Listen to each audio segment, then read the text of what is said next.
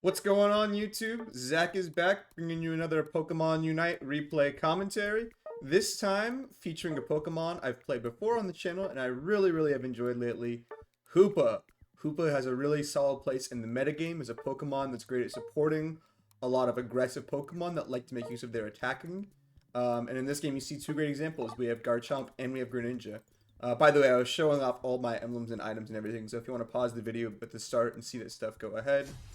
But anyway, this is definitely a game where Hoopa's role is to enable our damage dealers to do more damage and keep them alive using Trick.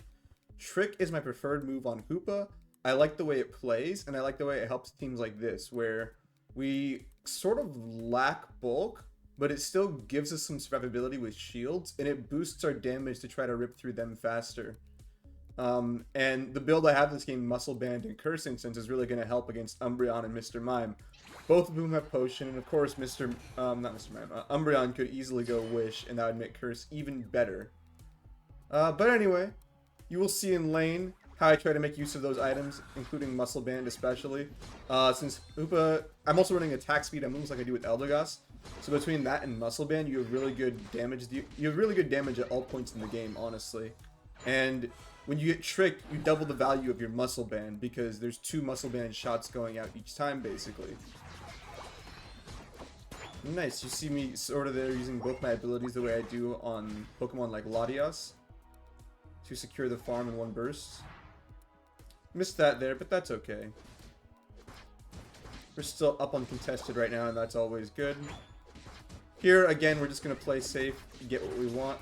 And now that my guy's going in, I'm following up with attacks constantly and keeping Curse on this guy so his Focus Band isn't doing as much. And I'm getting Muscle Band shots to really rip through this defender who would normally be a much harder Pokemon for us to KO. Since I have their berry, I decided to play a little aggressively, try to steal farm. But when I see their mid, I just X speed out. I don't want to give him any Eon stacks. I don't want to die in any stupid ways. All I want to do here is play safe, and here you see Trick already being useful with the Muscle Band.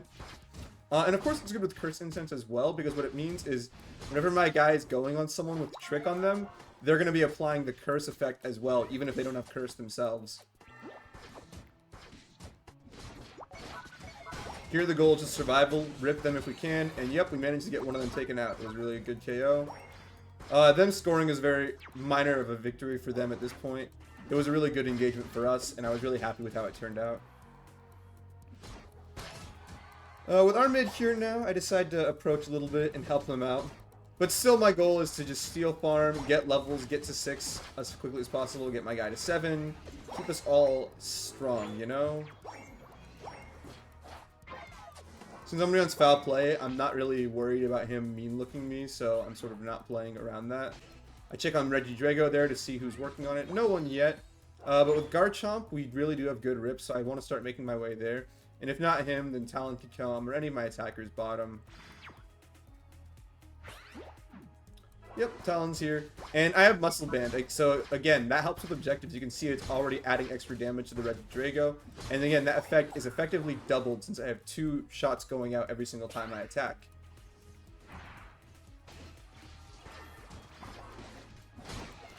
And the Mime ended up going power swaps, so Curse is even better this game because it helps against him.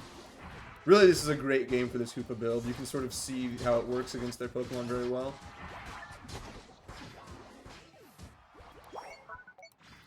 Yep, and now Delphox cannot hold on his own.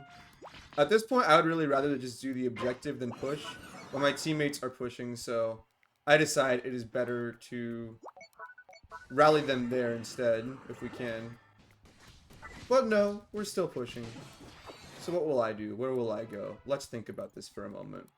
On the one hand, we don't want to die in stupid ways. On the other hand, we don't want our teammates to die in stupid ways, so we need to be ready to help them. And they're getting a lot of KOs, so as I'm trying to get them to retreat, I also want to be able to reach them. Could not reach him, sadly, and the Talonflame is too deep. At last, my attackers have arrived. My guys that are going to get this shit done. This is the nice thing about having a lot of attackers sometimes, is you can get objectives done pretty quickly. So if you just make space and the enemy team can't contest you when you're ahead on the map, you can get a lot of objectives just by showing up to shit on time. It's really impressive, I think.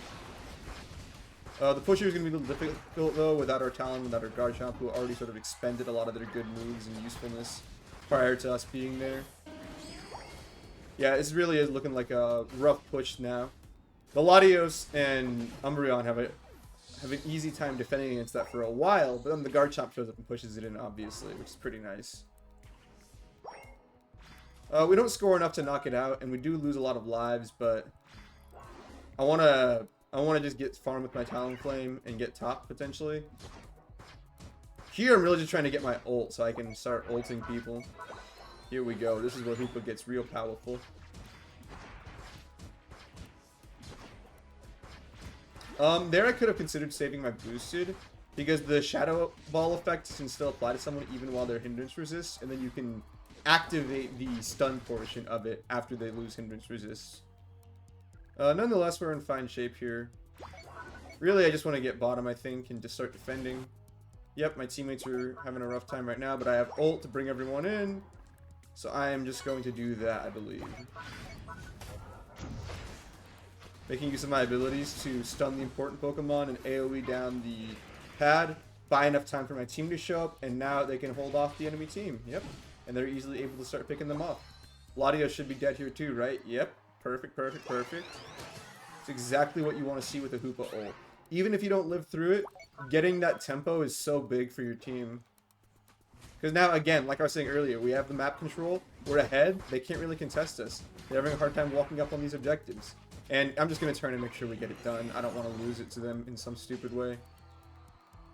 My teammates want to push the pad, so again, as much as I don't want to die in a stupid way, I don't want them to die in stupid ways either. So if they're going to make plays like this, as a supporter, I kind of have to be willing to put myself on the line for them at some point, you know?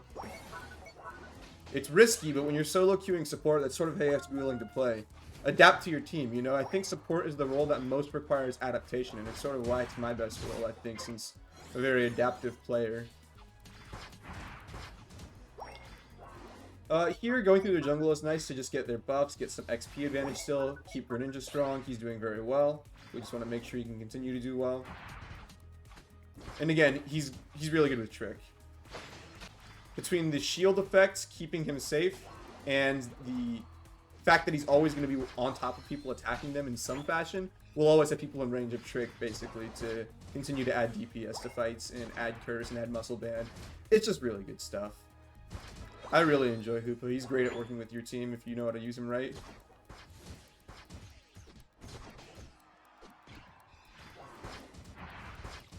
Here, the Mime with Power Swap is pretty annoying for a Pokemon like Gardevoir to deal with no mobility, because the Mime can just kite you and control you using his thing. So you sort of have to rely on me here to walk up and take things. Oh, but as soon as he gets back there, the Gardevoir has a hard time again. And of course he ults, which is a little early for them, honestly. That said, I don't want to die now. So I'm just going to kite him until that ends.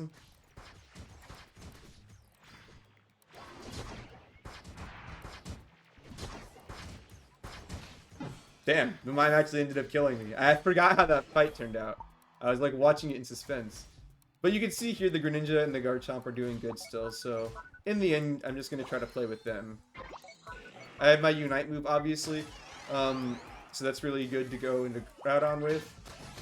Although, I will say, the reposition effect of it is sometimes not as important as just giving yourself the buff, because you get a huge buff to your stats, you get a huge HP boost, and you get two really powerful moves between Hyperspace Fury and Psybeam.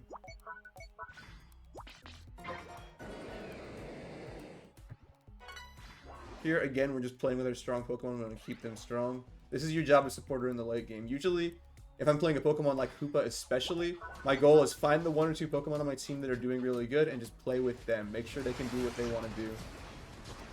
I don't think the Greninja should have started ripping here, but since he did, we sort of have to play around that.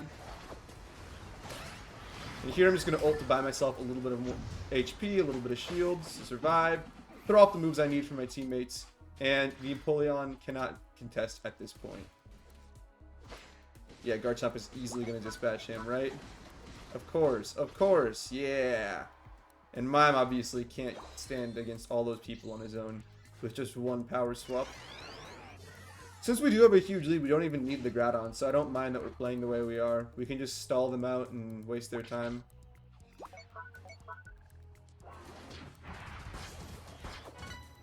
Yep, huge lead. Let's just keep it at that point. I didn't have a trick in time to save that guy. Everyone's taking heavy damage pretty quickly. It's really rough in fights like this. And they're starting to poke, you can see. They have really good rip with the Draco Meteor on Latios.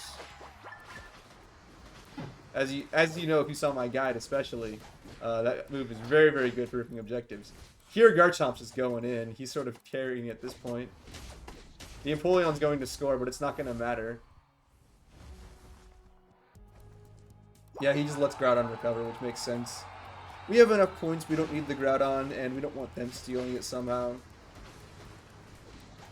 Forcing him out of his Whirlpool to fight him is smart. At this point, since we have the lead, I'm just going to sit here and block them from coming if they're going to score. They don't really have the ability to, realistically, but it's their only resort, so if there's a way we could lose, that would be it. So I just wait to catch them. Yep, and the one person that could have scored did not get to. Obviously, the 50 wouldn't have mattered, but that's how I sort of play the late game in situations like that. Just what can I do for my team in that point? And at that point, when you're responding with 15 seconds left in the game, you can't do anything but jump out to defend a goal pad. That said, though, this game went very, very well, I think. I thought I played great. I thought my teammates did as well. You sort of see the power of Hoopa, even when it doesn't go the way you want it to necessarily. As long as you're getting what you need for your team, you can accomplish a lot. And Hoopa's really a good Pokemon for that throughout the game. That said, that's going to be it for this one, y'all. Thank you so much for watching. I really appreciate you all. Really appreciate you being here. If you like this video, you know, leave it a like. Subscribe for more content like this. Let me know in the comments what you like about this stuff. Any suggestions for future vids. What else? What else? Oh, my Latios guide, like I mentioned, came out last week. So definitely check it out. I'll probably link it at the end of this video. And I'm going to stream tonight. So if you're watching this video the day it goes live, check me out on Twitch at the link in the description below to watch me play the game live. And, you know, maybe I'll be playing Hoopa. Anyway, hope you all enjoyed. Hope you have a great day. And peace out, y'all.